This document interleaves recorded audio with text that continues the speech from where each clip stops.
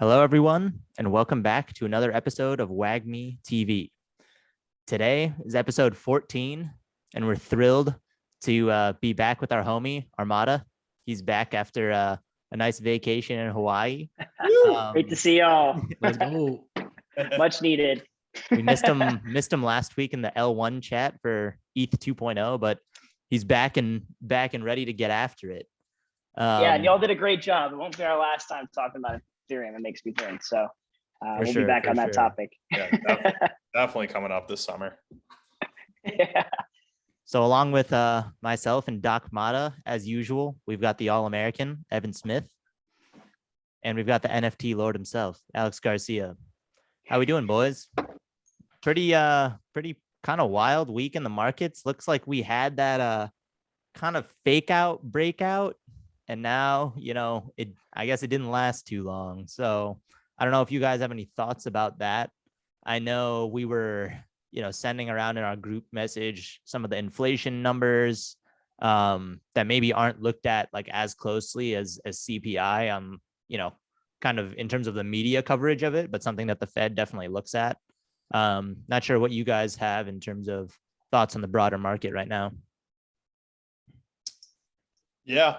I mean, I think you said it. It was kind of it felt like the markets were a little hungover. We had a little rally going into Memorial Day weekend, and then after that, it was just a little struggle. So I mean, there were good news coming out of the Fed last week. I'll go ahead and share my screen. PCE is one of the metrics that the Fed uses. It's actually their leading metric for inflation. I know we looked at CPI in previous episodes, but this is what Jerome Powell will talk about as his kind of leading metric to determine consumer inflation. And it's something where a lot of people were bullish on this. We had a run up in this index in the last 3 months. You can see January, February, March, all increasing. And then we had a top, or maybe it'll be a false top, who knows, once we go throughout the rest of the year. But we saw a drawback in this index, and I think that was something that a lot of people saw as bullish. Still long ways to go with inflation, but a lot of people are just looking for, kind of those small bites of good news, and this was one of them that came out last week. So I don't know what you guys have to say about this. No doubt. Definitely. I mean, we've kind of discussed this in terms of, where is that top in terms of inflation? And I think, a lot of us agree that we've kind of seen it already, / it's in the past, and we're going to see kind of a material slowdown on the inflation front. The question is just going to be how is the Fed going to kind of take this information in stride, right? Because, yes, it's good that it's coming down slightly, but at the same time, 6% is still like far, far above what the Fed is kind of trying to go for, right? And so if they see it materially coming down, are they going to stop hiking rates before we see kind of like the bottom? Because the worst thing they want to do is get like, go into a straight deflationary environment. That probably signals that we're in like a full-blown recession, right? And then, obviously we like looking at the 10-year treasury chart too. There we saw a little bit of a dip, but I think today actually,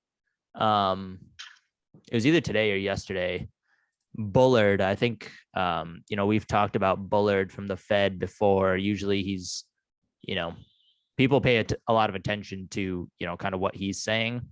And, he basically said, here, I can pull this up. Yep.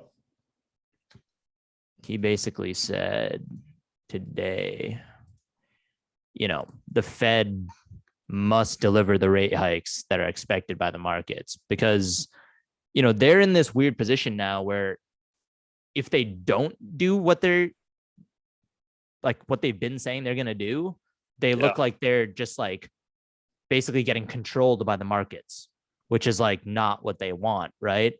And so, we saw that little bit pop back up in the 10-year today. Also went hand in hand with, kind of a sell-off in crypto as well. So a lot of the things that we've kind of been keeping our pulse on seem to be moving hand in hand. We'll see if that kind of keeps going. Armada, what were your thoughts? Yeah, I mean, I had a couple different thoughts. I think this kind of goes back to what we always talk about, right? Don't fight the Fed.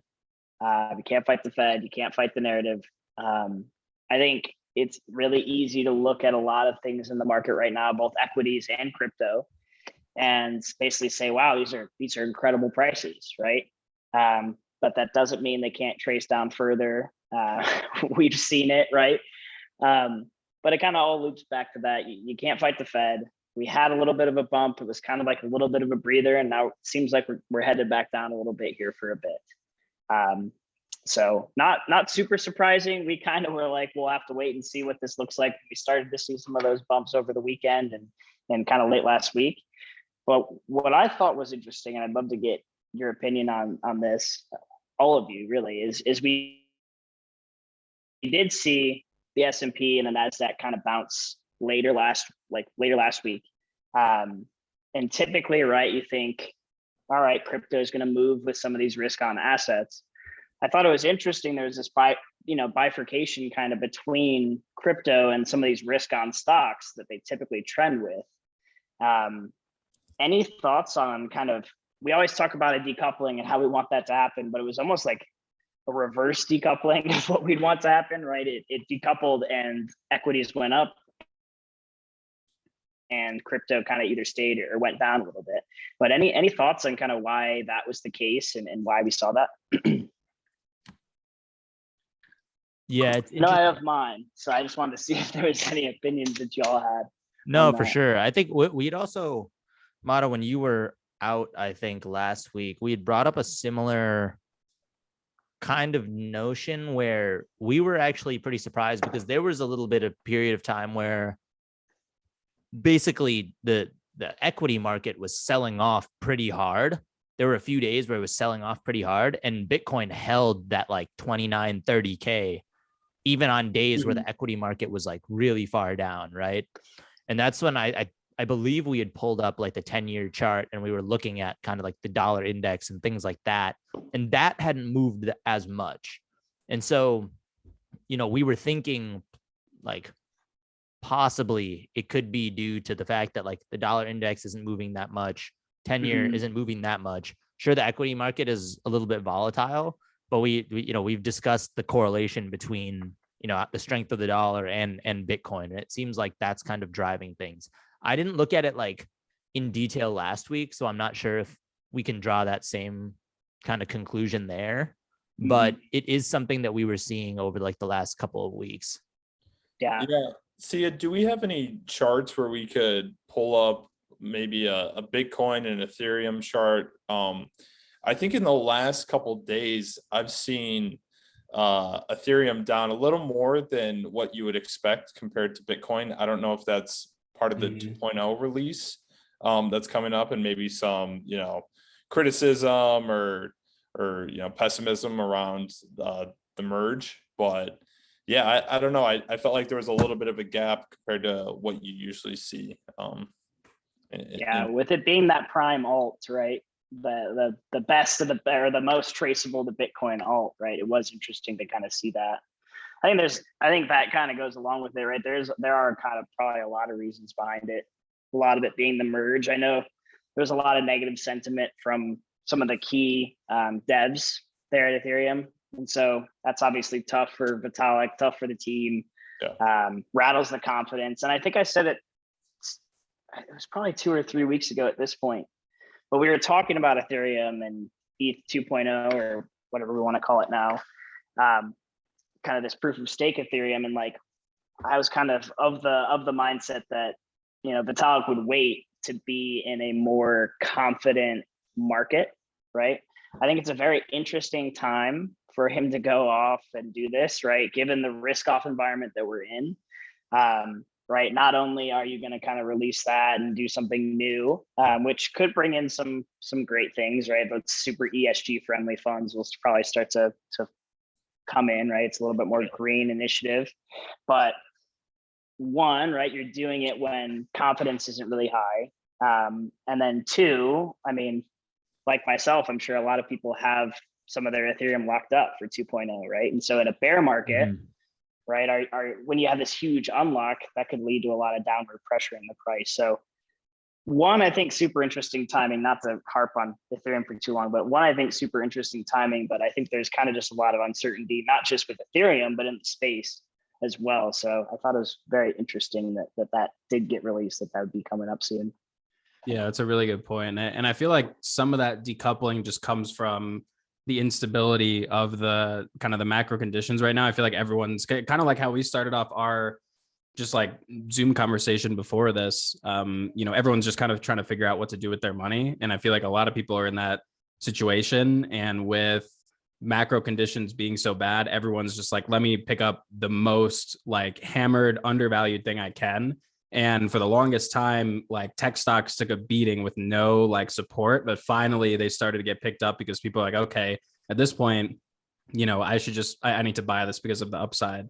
But at the same time, like, Jamie Dimon's coming out saying we're headed for a big recession. Like a lot of big bankers are saying, I'm very, very conservative with my balance sheet right now, and obviously everything's with a grain of salt. But, I think like for me, the biggest thing is like separating in the inflation numbers and then the effect of inflation. So like the way I think of it is like our inflation that we caused like 6 months ago, we might be starting to feel now, or whatever the number is, a quarter, 2 quarters.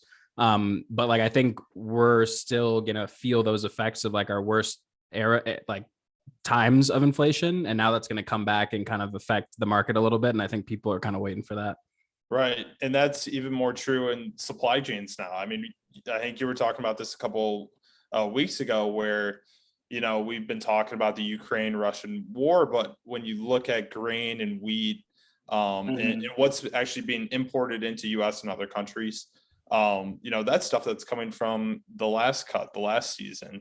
And we're not going to feel this until, the next round of crop circulation goes on. Right. And that's kind of that inflation that you're talking about. Huh. That is interesting to see how that plays out. Because I feel like we affect like in the first world, we get affected by like, okay, gas at the pump is a lot more expensive. So like it sucks every month I have to spend more money.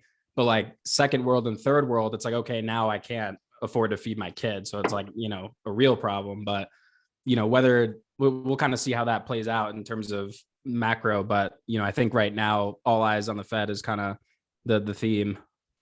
Yeah, I think, buyers were seeing value end of last week. And then it's like, all right, maybe a little bit of a reality check. This kind of went a little bit too wild. And then they're kind of starting to pull back here. Just a lot of negativity in general. It hasn't stopped. It was a good little run, but still a lot of negativity. Can't fight the narrative and don't fight the Fed, So. And it feels like our time horizon that we're looking at is, early on in the year, they said 9 hikes. And we for sure know that, we had this 50 basis point hike in May, definitely one coming in June and probably one in July as well. I think the news that's really going to shake up markets is going to come when we're talking about 2023 targets, where the Fed is going to go, in the early parts of 2023. It feels like we kind of already have a rough idea of what's happening in 2022, but that the rest of that next year is still very undecided. And that's when markets could be shaken up in a good way, in a bullish way, also in a bearish way. Yeah, it'll be choppy, I think, still for a while here. I think, if you are an investor rather than a trader, there's probably a lot of stuff at good prices right now. And so, our motto is always to kind of DCA into things that you have big bets on long term. So be careful with alts, but talking equities and probably mostly Bitcoin, maybe even Ethereum if you're feeling a little crazy. And ever since you mentioned this, I think a couple of weeks back, Soham, like I've been kind of just keeping an eye on like the housing market, because I feel like that's kind of a good barometer of like where we're going to top out in terms of like where inflation's at. And I feel like this is kind of a cool stat, but this was like one of the first weeks in a long time that were like up in terms of like Inventory. serious basis points in terms of available inventory. So like obviously Interesting. what's been driving a lot of the price like appreciation for the housing market has been, there aren't enough houses and everyone's always trying to catch up to build for the population. But now we're starting to see a little bit of a reversal of it. So we'll see if Yep. that's somewhat of a telltale sign. But No, that's a really interesting graph. It kind of, I think we discussed it last week or the week before or something, basically looking at, how similar to there, like available units increasing on like new for new builds basically, but prices haven't come down yet, right? So this is what you like kind of always see in terms of the housing like market, is like the sellers are not willing to accept reality for a little bit longer, right? But the buyers start drying up. And so, the first kind of domino to fall there is the supply going up. And eventually sellers have to be like, oh, okay, I need to adjust to the market, because like initially they're still reluctant. They're still like, okay, like houses are going at record prices. I can keep I'm not going to drop my sale price. Eventually, when more and more inventory starts coming on, that's when you kind of start seeing the housing market start to kind of roll over. So definitely things to really good things to keep eyes on in terms of over the next few months here. I like that. And I think it's something where it's slowly catching up to the consumer. They're realizing with these increases in mortgage rates and also like the elevated housing estimates that they're getting, their monthly payment is egregious compared to what it could have been, a year, 2 years ago. You're talking about, instead of a $2,500 monthly payment, it's a $3,500 monthly payment. We're talking in multiples of thousands when you get up to that $400,000, $500,000 estimate on a house. Mm-hmm. And that's something that I think for people in our age group, it's tough to understand, what it means to pay a mortgage for 30 years straight. Understanding that if you were to do the entire mortgage payoff, but that's 30 years. Every month you're spending $1,000 more than what you could have been if you only had bought 2 years ago. That's stuff that's going to catch up to people down the line. It's maybe not showing at the moment, but it's real concern. And I feel like consumers are starting to kind of understand that this is the environment we're in, and it's not the time to be buying, and that's being shown in that metric right there. Right. Yeah. I mean, no doubt, going back to the main thing is just like Armada was saying, don't fight the Fed, right? And it almost seems like we're just kind of in a game of chicken. It's like, who's going to blink first, like the market or, the Fed? And Right. the market seems to be blinking, but the guy Bullard today, he was just like, we're going to carry through on our hikes. And like the whole thesis behind like the bulls, right? The whole bull thesis kind of coming into this year was like, okay, the market is pricing this amount of rate hikes. The Fed is going to do a few of these, get partway there, and everything is going to go to shit. And then they're going to back off, right? If things are selling off pretty decently hard and the Fed's not even blinking, that's not a great, like in my eyes, it's not a great sign, right? That means like they're still waiting, I think, for it kind of shit to really hit the fan before they start hitting the brakes. So all these things that we're looking at, definitely great things to keep an eye on. I don't know. Does anybody have anything else to add? no, I just feel like the next obvious question is like, when do we kind of get the green light from like a bull standpoint again? I mean, it could be looking at like, what Bitcoin's done before. It could be, months away or even like a year away. So it's really hard to kind of tell what's going to happen next in terms of our timeline for that. When moon. Exactly. Well, I feel like it's also tied to those like employment numbers, because every time JP's coming out and talking about how strong our economy is, it's because unemployment's at a record low.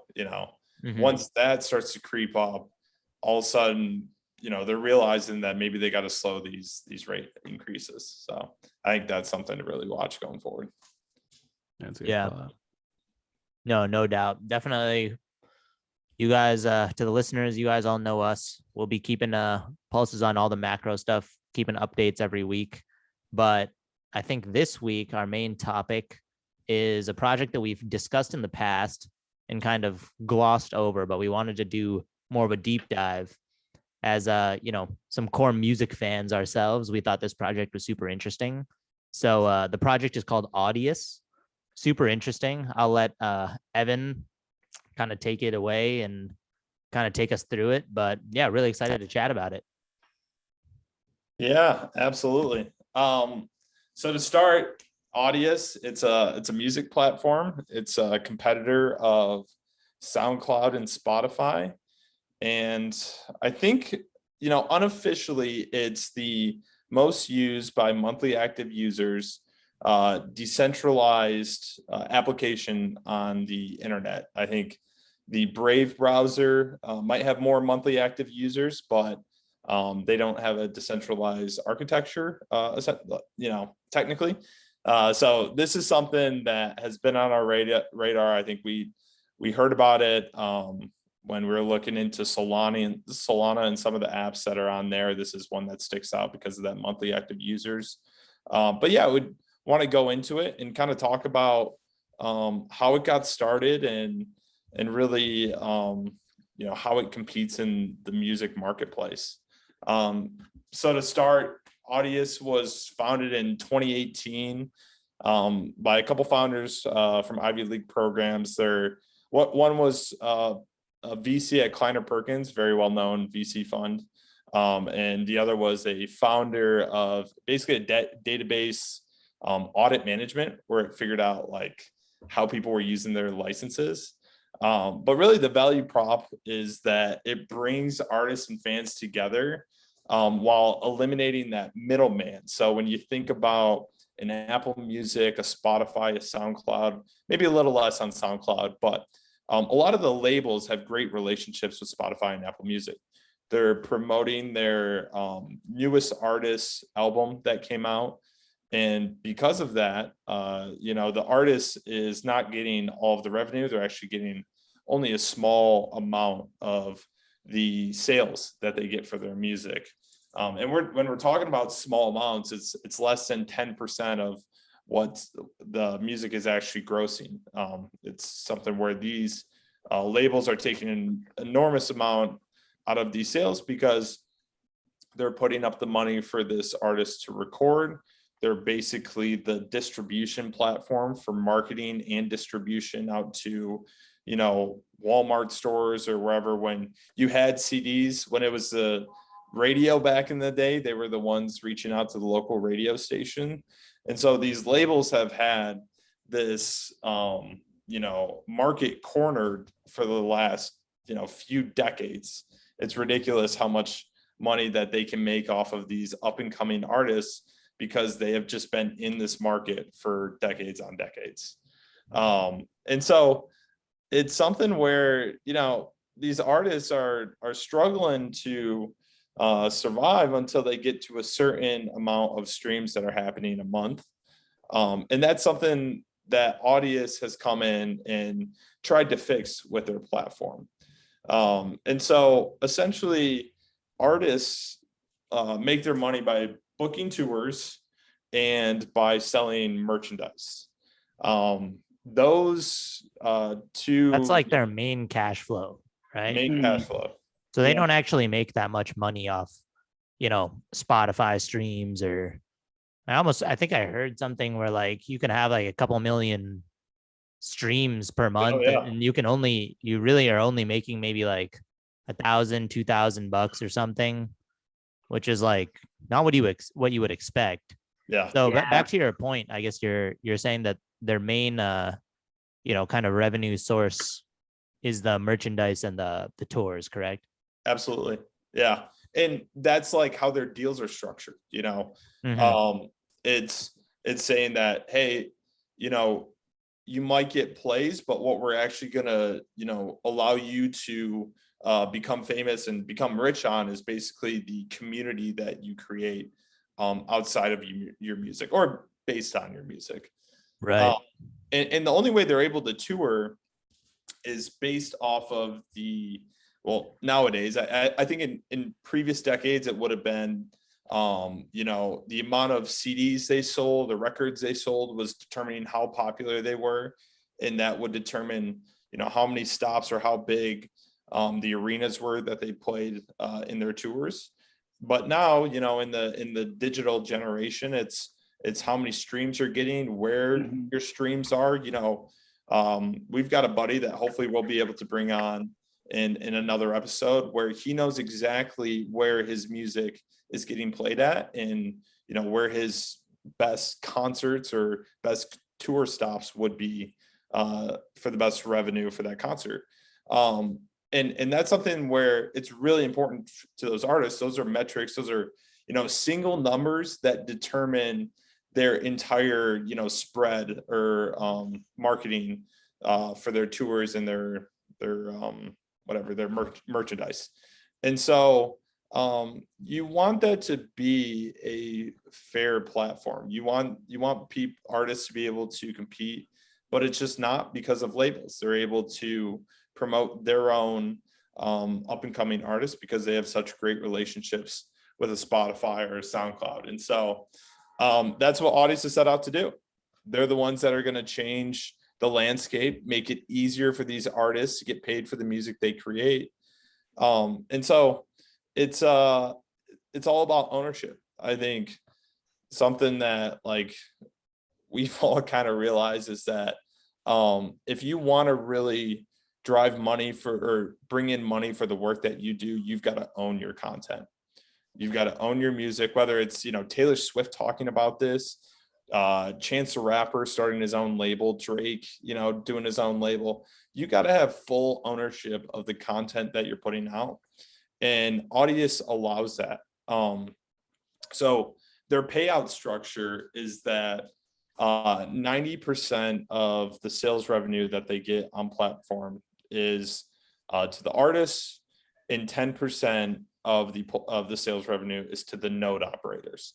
So that's where the artists and the actual network, decentralized network, kind of meet. When you say sales revenue that Audius generates, yep. What does that mean exactly?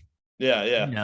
Yeah. So it's they're not selling merchandise. They're not putting on tours. So it's all plays. It's all streams that they have on that music.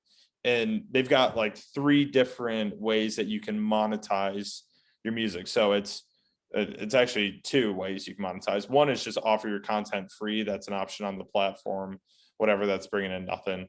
The other is a one-time payment to unlock all content on the artist. So, if you were, how I could imagine this is if you were kind of like a one-hit wonder, you would want to have that so that it was, it wasn't that you were paying for every song because, half your songs probably not streamed that much, but you're paying just to be able to listen to that one hit that you have. I would also almost think of it as when we were in college, we loved Elenium, right? If Elenium was on, still do. Can't mess with that.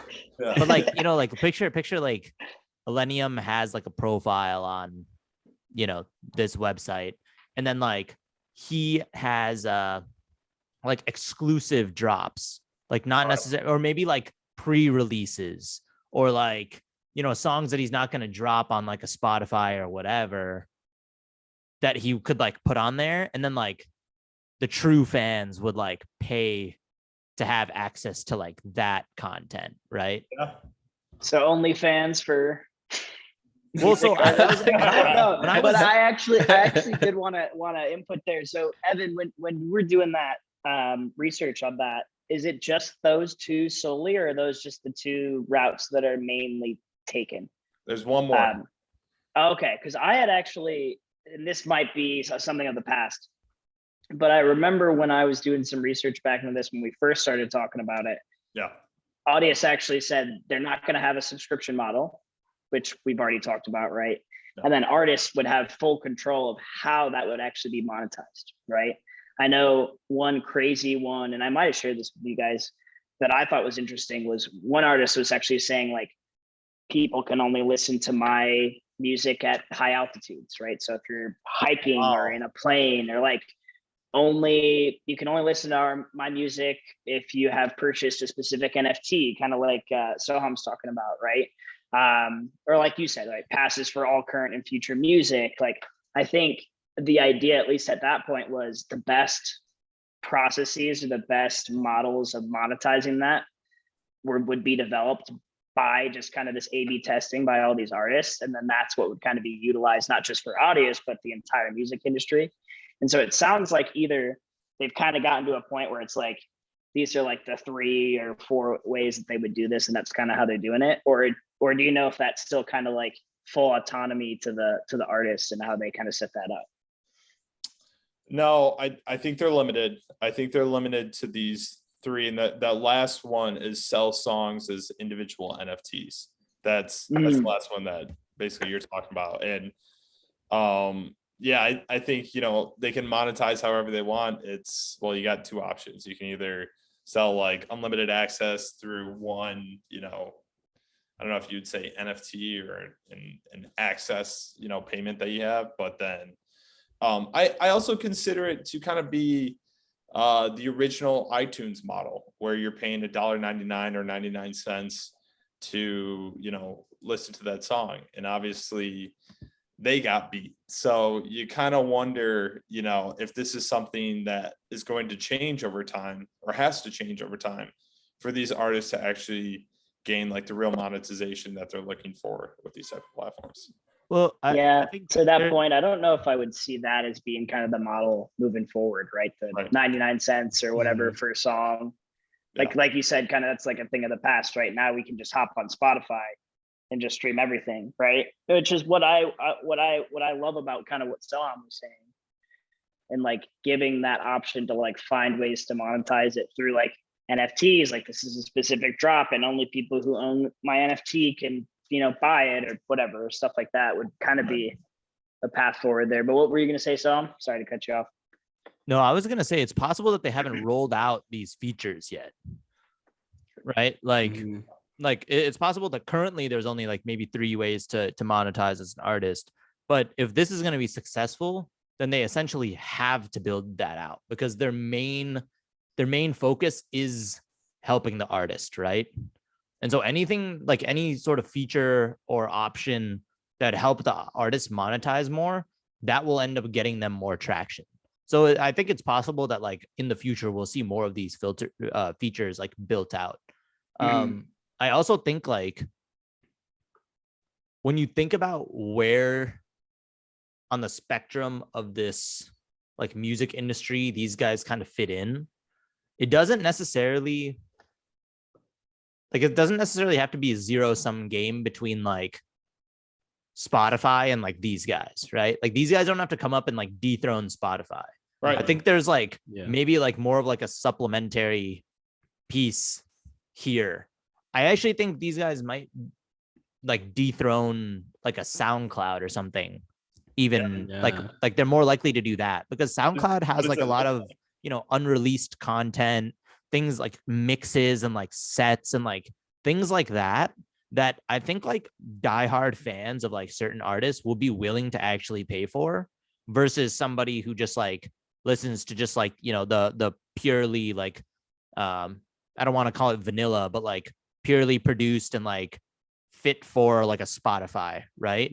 And so like I could see these guys actually moving in and almost like taking like a SoundCloud type space, if that makes sense. I don't know what you guys think. Yeah, I mean, you got to think about like, why was SoundCloud powerful, right? I mean, it was all the rage in like 2010 to like 2015, really, and then it kind of dropped off, right? And the idea was it's a low barrier of entry for musicians, right? They have these random streaming algorithms for listeners, right? It's very, very random.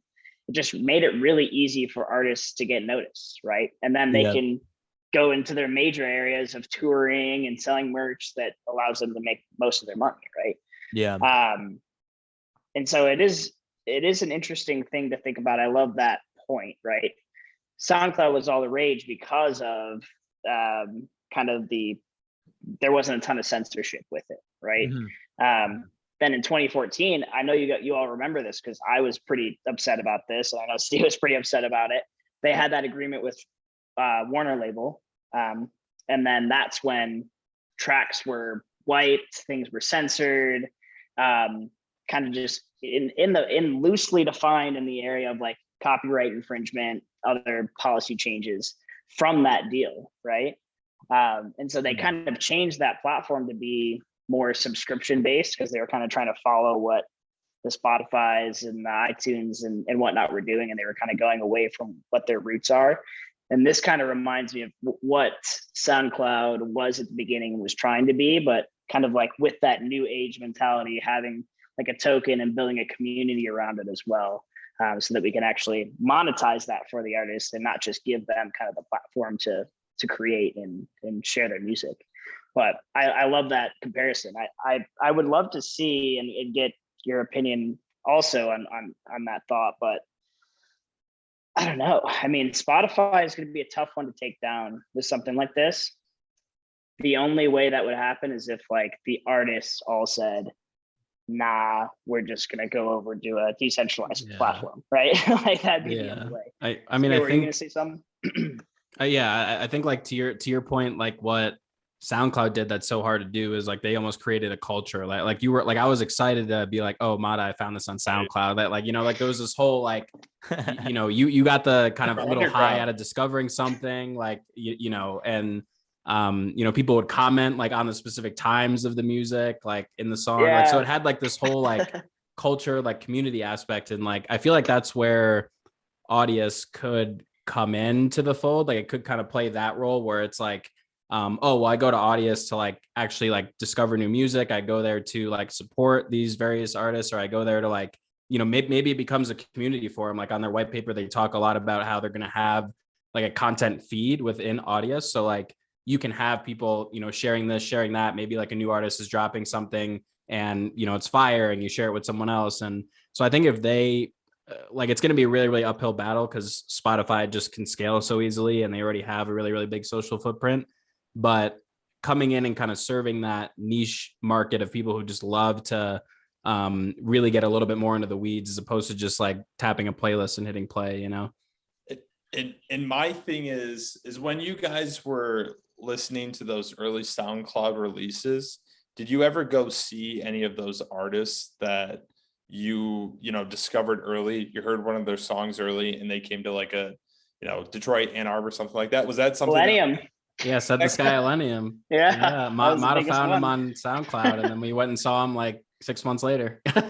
Nightmare. It was Nightmare, really electronic, which is interesting because the guys who created this were really into electronic music. Funny how that works, right? They probably had a very big inkling towards SoundCloud as well, I'm sure. And when I think Chance and 6ix9ine too, like we saw how quick. I mean, his music, you know, you can think about it whatever you want. I don't know, it's pretty crazy.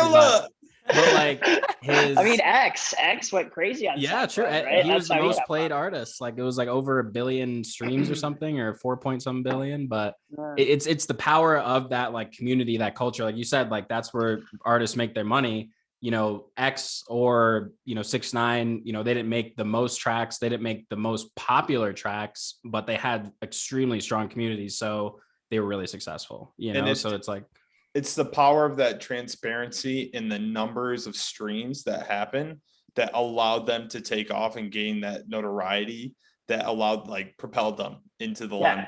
No one funded this. This wasn't a label. Yeah, no one did this, right? No one made this place happen except for you, right? And that was like, that's that transparency piece for sure. And that's, I mean, that demands attention.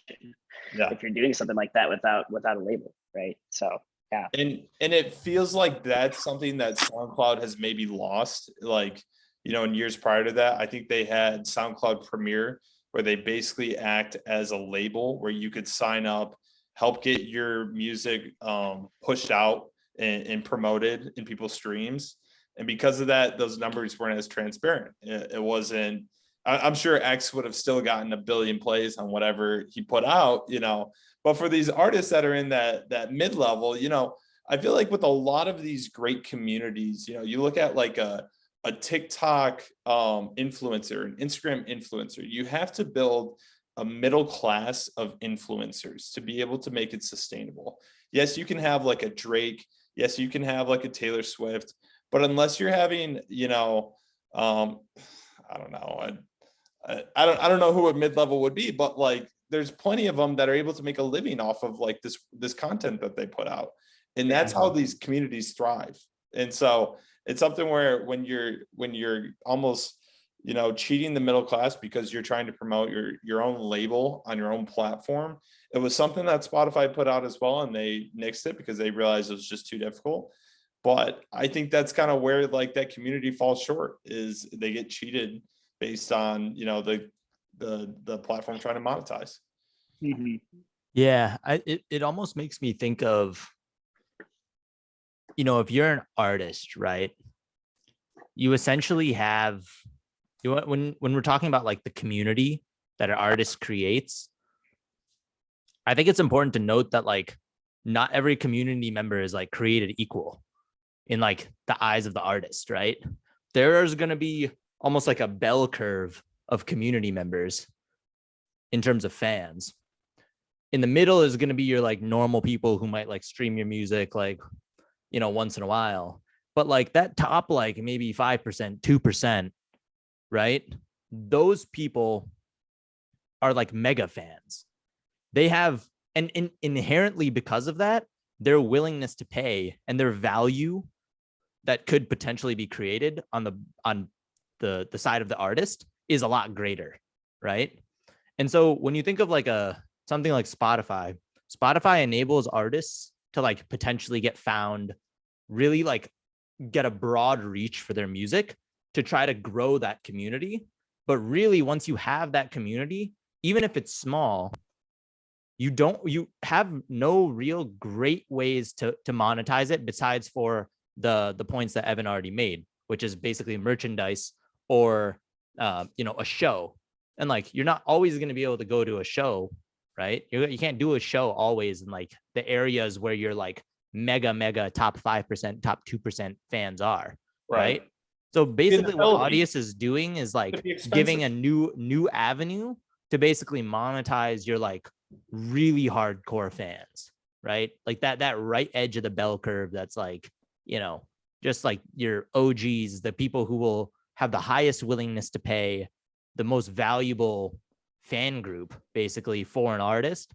They're giving it additional potential to monetize those people, besides for what like a Spotify already provides, right? Yeah, I actually really like that. That's a great point. And I think, and to the fact that it does that, I think it also, on the other hand, kind of what we've been talking about is with it being that decentralized program and with it being kind of like that old SoundCloud, probably what you would call not great algorithm, right? Where it's just kind of random streaming. That allows a lot of artists that are underground, et cetera, to get noticed easier. Which that's another interesting little kind of both sides, right? It allows you to monetize those that are mega fans, and allows you to get noticed by more people as well. If you're smaller.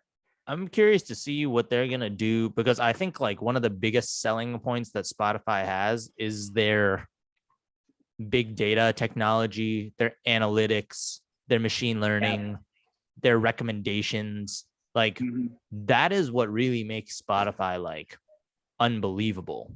Yeah. And so, and also from the artist perspective, right? I think it's analytics, all the analytics. Yeah. Yeah. All the, what about like all the analytics that, you know, John was saying, like all the analytics that he finds, like I know exactly where my consumers are. I know exactly where my like target market is. I know like their preferences, those things. Like obviously at an early stage startup, you're not going to have the type of data to like get those type of analysis. But at the same time, it's something hopefully that they're like working towards. You could also see a scenario where it's, you know, Spotify and Audius hand in hand, they're not actually eating each other's lunch that much, where an artist could take the insights that they get from Spotify about their art about their fans, and then go monetize it on Audius through like NFTs or like through some experiential NFTs or something like that. Yeah. And so like the biggest elephant in the room with that and with Spotify is the labels, the agreements that they lock these people into. It's something where you got to put out 3 studio albums on this contract that you have with Rockefeller Records, or I don't know, like whatever you got. And it's, you gotta go and put that out. And in the meantime, you can't put anything onto Audius, and you can't monetize your own like individual solos because it's still, your content's still owned by them. I think another thing that Mata and Sia brought up too is in the SoundCloud days, most things that were released on there were electronic. And the big reason for that is because of the like low barrier of entry that you have with electronic. You could sit on GarageBand, maybe not GarageBand, but something a little better, and put together, something that got 1 million plays on SoundCloud. It's that low barrier of entry that you're able to be a junior up and coming amateur artist, put songs out on Audius and have it, bring in some cash. Whereas if I wanted to go to the Spotify route, I would have to, sign a label, go through an entire studio album, put that out. And then, down the road, I would finally see some stuff come back to me. So I think it's a different flow of how this music is made is why people are able to monetize it faster.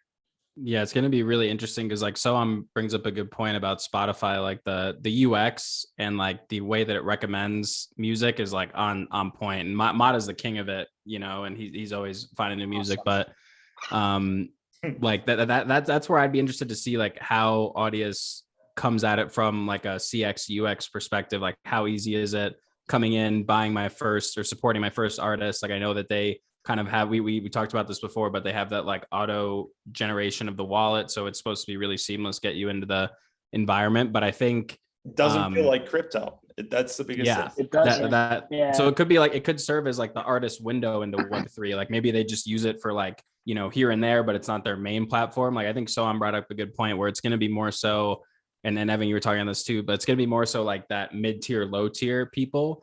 Like there's this theory called 1,000 true fans. And it's like, it's this idea in like content creation, like when you're an influencer, all this kind of stuff. But like to Zoe's point, all you really need is like 1,000, 2,000 people who really love your stuff and will always support you to like actually make a living on it. Cause like, 1,000 people, 2,000 people paying you a couple bucks a month, you're 50, 80K as an artist, that's more than you're going to be making, getting streams on Spotify. So I feel like it's going to be really like, at least initially, very impactful for those like low tier, mid tier kind of artists. Yeah. Yeah. And so I think it's something where you're starting to see like these artists, especially in the electronic space, move over because they got hit by SoundCloud Premiere. They got hit by a Spotify Direct is basically what they called it. They ended up discontinuing it. And it's something where like the founders talk about it whenever you listen to a podcast of theirs. They know that the space is there. The biggest thing is, can they avoid regulation? Essentially, there's a lot of problems that SoundCloud had back in the day. Mata, you were just talking about it with the Time Warner deal, where there's copyright infringement based on a lot of these songs that are on the platforms. And it'll be interesting to see how this plays out. I think we were just talking before this, like we saw our first insider trading on an NFT in the past week. Like this is stuff where the protocol gets handed off to the blockchain. The founders are no longer in charge of the network. If you want to make an update to a monetization structure to a small bug fix that you have on the network, it has to go through the community and get community approval to be introduced into the code base. And so you're like, it's out of their hands really. And I think something that you see is like, let's say I put a Katy Perry song on Audius, on the Audius blockchain. And like knowing blockchains, you're not going to go back and like rewrite the blockchain to then figure out that mistake. It's going to be there. And so that's the biggest question is like, how do you, I'm sure illegal content will be written into the blockchain. How do you determine in the future what can be used, what cannot be used, and how labels interact? Because, maybe they won't go the label route, but if they don't, then they're going to lose out on a lot of money and a lot of like great relationships that are going to continue to drive the platform forward for many decades. And so that's the question is like, if they can avoid intellectual property rights copyright infringement law, then they'll be able to be fine. But that's the biggest threat that I see at the moment.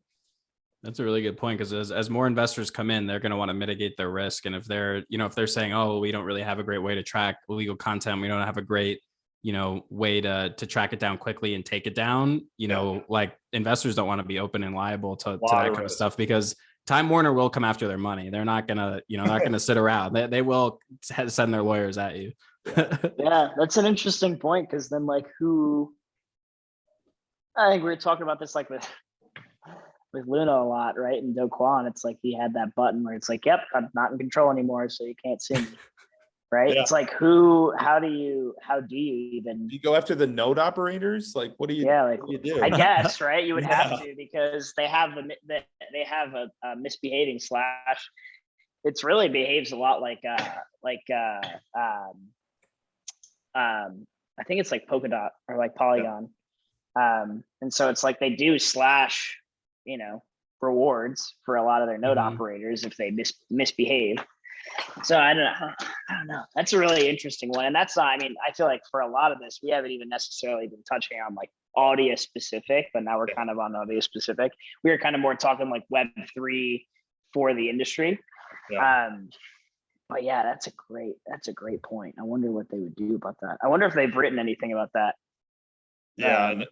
I think the dollar value for them to go after those copyright infringements hasn't been high enough where the labels need to take action. But I feel like it's another elephant in the room where, the minute one of those free songs starts to get enough plays, they'll be going after it. So, but that kind of takes us into the network architecture and the token that Audius has. Obviously, like we talked a lot of bullish cases for Audius about how they can fit in the ecosystem, some bearish cases. I think at the end we should go through a little grading scale of what they could do, an A case of where they would be in 5 years, a C case. But so for the network, they've got two different types of nodes. They've got the content node and discovery node. Essentially the content nodes house the content. Discovery nodes are where you index the content. Just basically making it easy to retrieve the songs that you want to play. And so these are pieces of the blockchain that are snapshotted into the Ethereum network using the IPFS, or the Interplanetary File System, which was the Protocol Labs made that, the founder of Filecoin. I just thought that was a little like blast from the past, because I feel like everybody was bullish on Filecoin for a while there. Yeah, super bullish on Filecoin for a minute. Yeah. And so they're moving. So the Audius content management system is moving over to Solana. That was something I saw in the late days of 2021. I'm sure they've got like some more updates on that. So they moved it. They swapped it out with Solana. Their LT. I'll hand it over to you. Yeah. Well, so awesome job, right? So that's the blockchain layer. Yeah. They have essentially 3 layers. The first is the app layer, which we saw Evan pull up, right? That's the Audius website, the app for Apple, Android devices, etc. Like we were kind of talking about, it doesn't feel like a DApp, right? It's great. Basically got that non-custodial browser, right? I think they called it Hedgehog. Is that right? The wallet. Yeah. I think that's what it's called. We can double check on that. But that auto stores the key to the wallet in the browser. Then apparently the seed phrase is sent via email. And as we all know, keeping a wallet seed phrase in an email is not super safe. So I think one of the things they say is just like, don't keep a lot of money on it. but that's kind of what that layer is for. And so that's interesting, right? It makes it feel like, I mean, it doesn't make it feel like that the crypto that we're used to. It's not like a whole MetaMask where it feels super, super secretive and all that, right? It feels very, very user friendly, which I think it's a bonus, but then you got these kind of interesting situations where you can't hold anyone liable if all of that gets taken away from you. So be careful, everybody. And then the second layer is that node layer, right? And that's what I was talking about, where the architecture is very similar to like a Polygon. It's that L2 blockchain. It's used for scaling while remaining or retaining that ETH compatibility, right? They did swap that out with Solana, which is what Evan was talking about. And so they're essentially, which is really odd. I thought this was really interesting. As we know, Solana is a layer 1, right? But they're using Solana as a layer 2 for Ethereum, with the reason being that it's the only crypto that can support basically the exponential number of stablecoin transactions that are coming from users. So super, super interesting, because they were growing so quickly. They kind of had to switch up that architecture in their node layer and just basically slide in and swap in Solana there. So super interesting. They got kind of the 3 layers there, and Evan dove pretty deep into the blockchain piece, which is also right. They're doing the staking for governance, as we talked about, which is kind of big.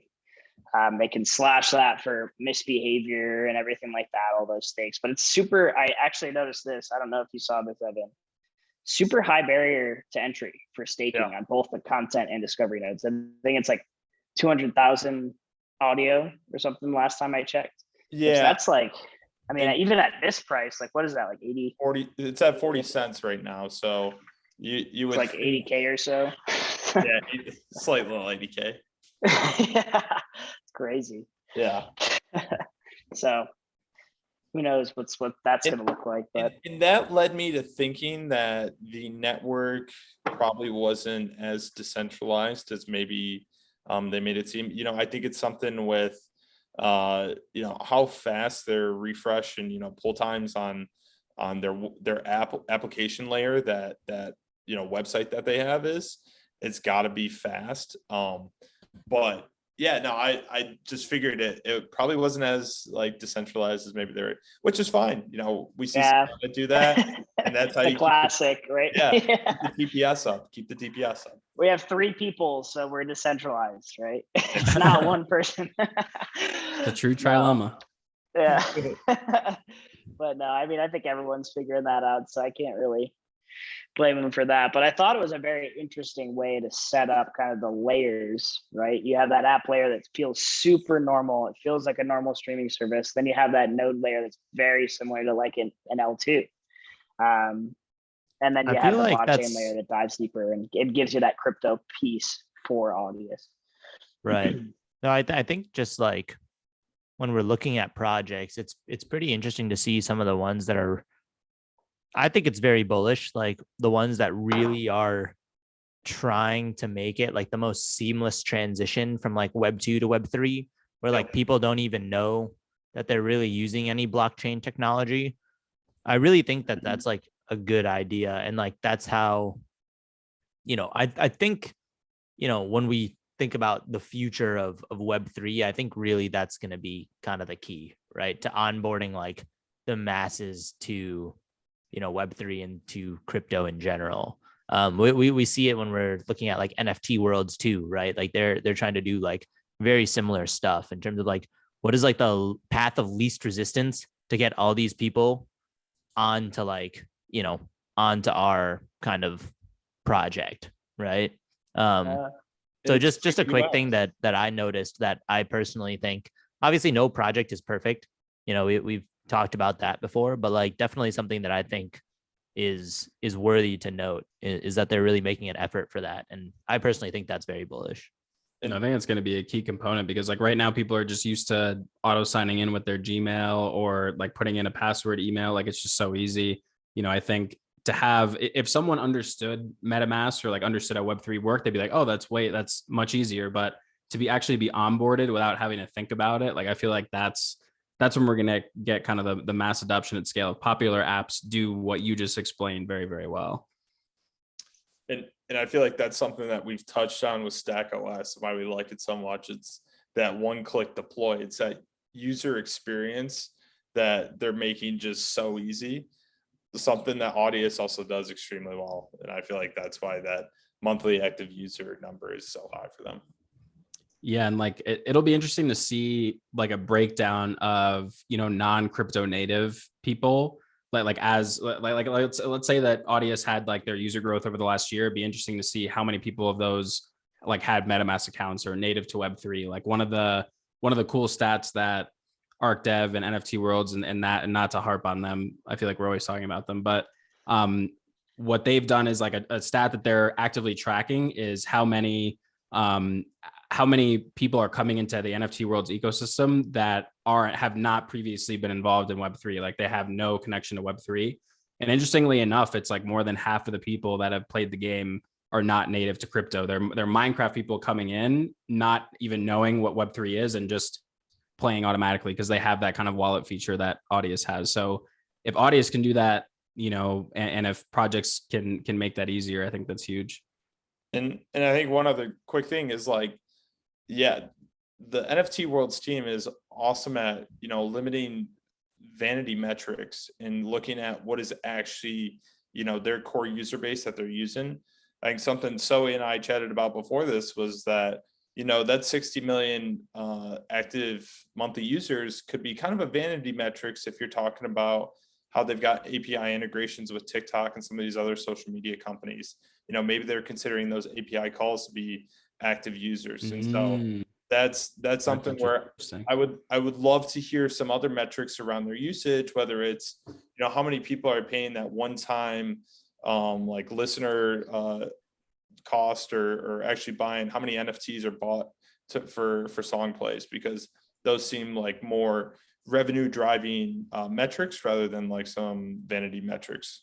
Yeah, I think to get to that 6 million figure for monthly active users, they must be including like the API calls through their partnerships, right? Yeah. Like that makes the most sense. And it's not like that's fine. It's just like it's something to note, obviously, but it's something that obviously also has like huge potential for growth in the future.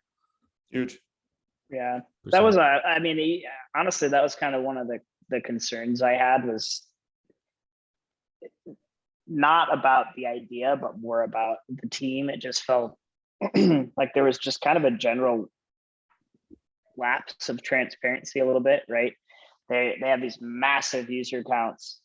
But like one example is they had an airdrop of the audio token. It only went out to 10,000 of their most active Audius users. At that time, they had claimed that there was 700,000 users, right? And what one of the founders had said is most of the tokens allocated went unclaimed. And those were then allocated to the treasury. But it's like, yeah, maybe that's possible. But in a bull market, are you not going to take a token that's airdropped to you? Like, if it was monthly active users of, yeah, that goes hand in hand with, I think, what me and Evan are saying is they must be including the API calls in that. Yeah. So that makes way more sense, right? It feels like it's not as large as maybe they're potentially claiming it is. But that also goes along with some of the other research I was doing into kind of the white paper. I know Sia dove into the white paper. Do you guys have info, Armada, on the tokenomics? I do. Yeah, let me pull that up. That's always, you know, from an investor standpoint, always something that we like to look at. I don't know if you guys. Let's pull this up really quickly. So this is their white paper, super well structured. It has pretty much everything we've talked about, from the audio token, the model that it's going to go through, everything like that. One interesting thing I want to note, right, is they have the 3 founders right up here. And this was back in 2020. I actually went to the Wayback Machine to find kind of their old white paper on this same page. So this was back in April 26th of 2019. You see, there's can you zoom in a bit? Can you zoom in a bit? Yes. You see, there's another. Can I zoom in a little bit? You can see that there's actually another individual. Nice. Right here. And when I looked him up, he had done a fair amount of interviews around Audius and about Audius. But as you can see in this new white paper, his name's not even listed. You barely ever hear these people talk about him. And when you go down into the white paper, it's actually quite different. Like the introduction's different. The protocol looks a little bit different. When you dive a little bit deeper, it even talks about a token called Loud, which is like a stable coin that they were going into, right? And so what I just started to notice is they kind of had these huge gaps in their timeline where they had no, like, for example, they had no posts made from August 2019 to July 2020, right? Which is kind of why I started to dive a little bit deeper into like the Wayback Machine and dive into that. But I think that's what made me a little skeptical about what they had said about, you know, the airdrop, and they had all these users, but only 10,000 of them actually got any of the tokens. And I don't know, it's just a little interesting thing to think about. Like, idea, absolutely love it. Like we talked about for most of this, but it is always something to keep an eye on. I'm a big fan of transparency. I'm a big fan of tokenomics, which we'll go into in a second. And so all these things, you can love an idea, but you just got to make sure that, you know, the team behind it is what you're looking for. So let me go into the token here, unless y'all had any thoughts on that. I don't know, see if you wanted to go into the white paper at all. I just thought that was interesting. No, that was a good breakdown. That was a good breakdown. So real quick, Mana, I actually had a different founder as well. So really? Yeah. So in the interview that I listened to on Acquired, they had Forrest Browning as another founder of this, and him and Ramil were the two founders. So that's interesting. I wonder if that's part of the engineering team that they're a little drama, a little conspiracy. Yeah, I know. Maybe not even on here. Maybe we'll have to dive into the drama of Audius, but we might need to confront them on their next AMA. Yeah. That's super interesting. Yeah. So he was one of the, I just assumed these were all the founders. Yeah. So Ranil was I don't know if he was an analyst or principal something at Kleiner Perkins, which is that very well-known VC fund. But then Forrest was the founder of that database management thing that I talked about early on. So yeah, just a little note on that. Very interesting. Yeah. See, random gaps. It's just like feels a little weird, but maybe we just haven't. Maybe we just haven't done deep enough. Who knows, right? Yep. But to go to the token, so to your point, we can just dive into this really quickly before we hop off. I know we've been kind of going for a minute here. But this is kind of a dive into their tokenomics. So Audio, it's ERC20 token. It's on Ethereum. It's used for staking, governance, and unlocking rewards, as we've kind of talked about. But this is kind of their vesting schedule for the groups that would be receiving it, right? The community, the investors, the team, and then the foundation.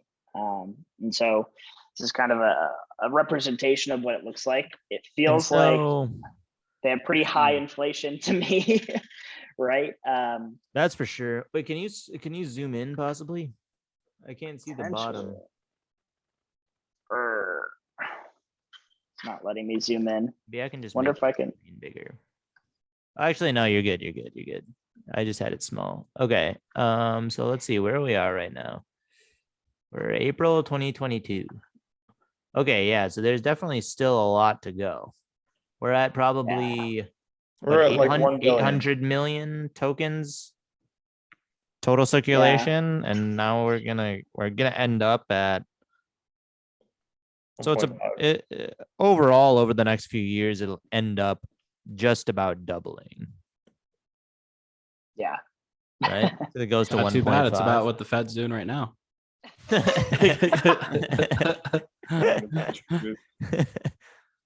Yeah, from an investor standpoint, I don't know if I'd be wanting to hold something that's inflating that hard.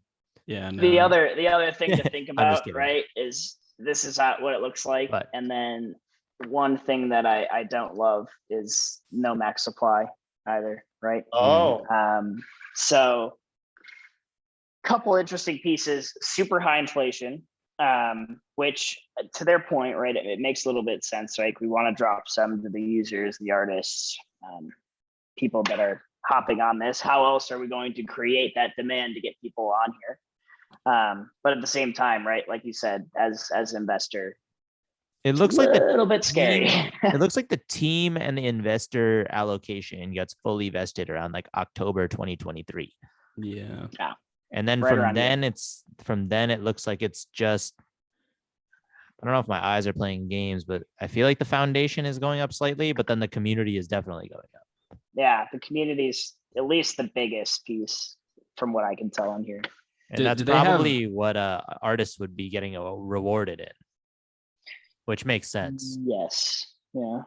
Do they have like unlock vesting periods, or is it just like a drip of like staking rewards? Yeah. So I think each of these. Those look like they're more incremental, like Yeah, you're right. all of a Those are sudden drops. monthly.